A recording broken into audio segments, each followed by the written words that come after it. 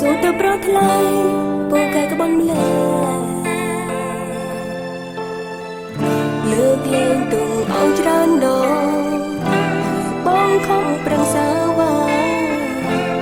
លោកក្តីស្នេហាជីឆ្លងទៅបងយ៉ាងក្បន់បងដឹងពីការឈឺចាំទួងអូនឈឺដល់ស្លាប់មិនខ្វល់ពីស្រីទួនខំប្រាប់យ៉ាងណាបងត្រូវរៀនស្មងកាត់ក្តីចង់ក្រៅថ្លៃក្បន់នឹងតាមទីអូនស្លាប់ឬ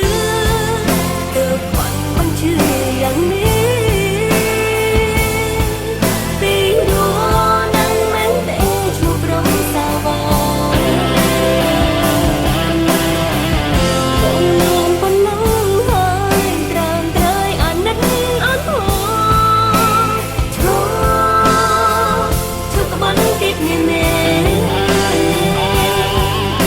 ជារឿងចុងក្រោយអូនទុកឱកាសឲ្យ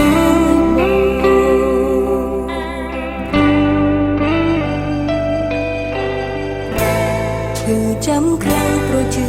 ពីបងសន្យាឈឹងក្បន់អូនឲ្យអូនសើមកលំដផលជឿបងទេ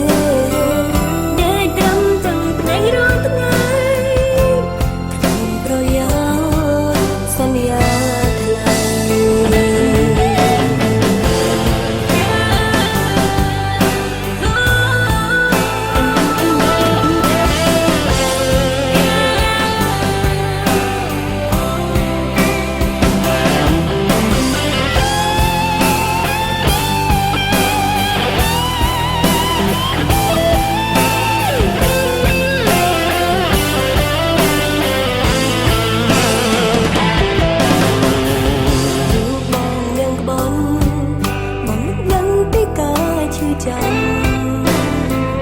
ទួងអូនឈឺដល់ស្លាប់បងមិនខ្វល់ពីស្រីទួនខំប្រាប់យ៉ាងណាបងត្រូវរៀនស្មងកាត់ក្តីចង់ក្រៅថ្លៃក្បន់នឹងដើមទី